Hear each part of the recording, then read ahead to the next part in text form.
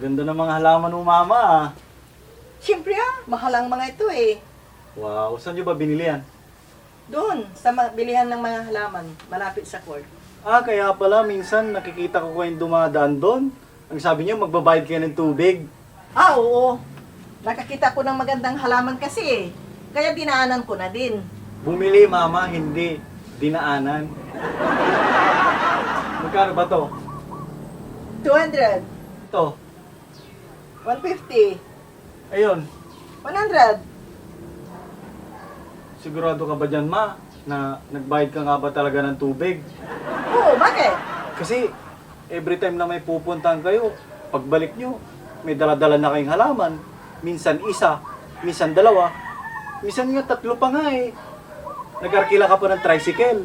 Oo. Bigay lang yun ng kumari ko. Yayamanin naman yung kumari nyo. Wala ba kayo napapansin? Ano alam natin kanina? Munggo. Kahapon. Munggo. Kahapon na isa. Munggo rin. Oh, magtatatlong araw na tayo nagmumunggo ha. Hindi ba kayo nagsasawa? Kulang na lang, isahog yung mga halaman nyo. Nang sa ganun, maiba naman. Munggo with halaman at ugat. O di ba? Hindi na kailangan ng luya. Kasi may ugat na. Sige, subukan mo. Papakain ko sa itong mga cactus ko. Si Papa nga, mahilig na sa manok. Tapos kayo, mahilig sa halaman. Paano na kami? Ah, yung 500 na binigay ko na pamalingki nyo, nasaan na yun? Ayun ba? Bukas na lang ako mamalingki. Scam na yan. Ano? Ah, wala. Mamaya, mag-uulam tayo ulit ng munggo.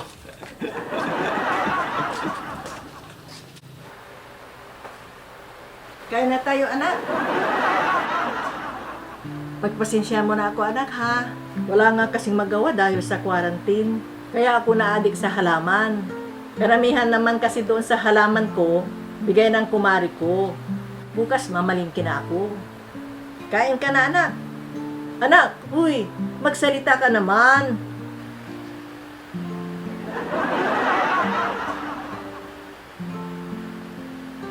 Kanina ka pang walang kibo. Magkakatlong araw na, Mama! Hindi ka ba nasasawa sa munggo? Penging gata! Sige na, ilalain ko lang ng dahon ng halaman nyo.